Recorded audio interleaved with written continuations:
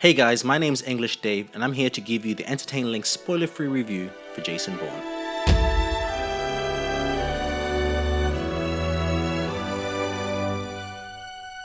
Back in 2002, the world was introduced to the Bourne identity.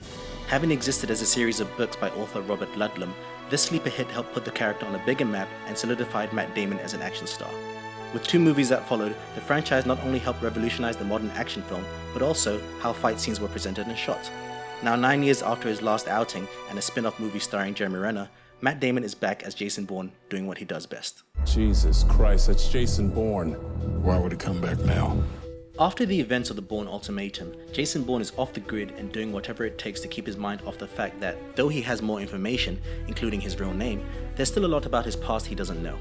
He's pulled back into the fold when former agent Nikki Parsons, played atrociously by Julia Stiles, seriously, her acting is so bad in this one, gives him information pertaining to the fact that Treadstone, the government program Bourne was initially part of, is back up under a new name, and that his father might have ties to the original program. I remember everything. Remembering everything doesn't mean you know everything. Tell me. With this information, Bourne is set on a mission to find out how his father was involved and maybe even find out more about why he joined in the first place. Side note, in the third film we found out that Bourne had actually volunteered for the program, he just couldn't remember why. Matt Damon returns effortlessly to the role, even beefing up a bit to try and compete with Ben Affleck's Batman, I assume. Newcomers to the cast include Alicia Vikander as government tech agent dealing with cyber threats, and Tommy Lee Jones as her boss. Also, we get Vincent Castle as simply the asset, filling in similar roles played by Clive Owen, Carl Urban, and Edgar Ramirez in previous films. And therein lies the problem. If I could offer some advice, if you haven't recently seen the previous movies, do not watch them again. Watching this film felt like deja vu. Yes, it's a new story, but the beats feel exactly the same.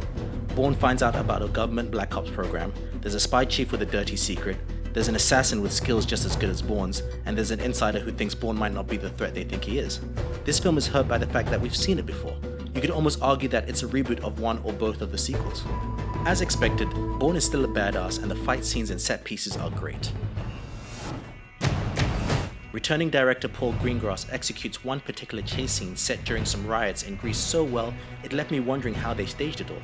It's also refreshing to have a film not be full of explosions and green screen VFX, though they do have their place, just not here. The problem, however, is the use of shaky cam hasn't aged well at all. What was once a cool new technique now simply comes across as annoying. It hurts the great job the stunt and fight team did by having too many quick edits and a shaking camera. It's not so bad that you're not aware of the action, but it's enough that you know you're not seeing it all properly. And that's the problem, you really want to. Also, at times the movie feels like it's dragging and you're waiting for stuff to happen. There are literally moments where you're just watching people walking down streets or hallways. The movie has some great ideas that dabble with the social issues of privacy and connectivity, but it drops the ball and doesn't delve into it as much as it could have. Don't get me wrong, it's far from a bad movie, you'll enjoy yourself.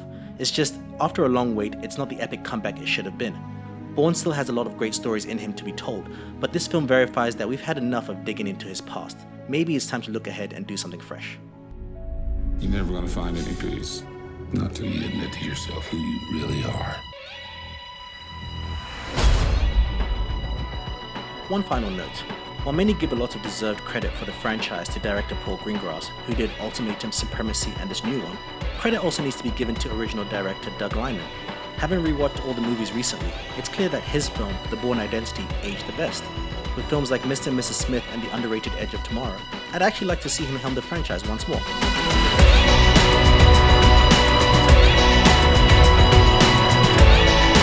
Thanks guys for listening. If you enjoyed this review, please give us a thumbs up and subscribe. Also, check out our podcast. Next week we'll go into spoiler details about our thoughts on the movie.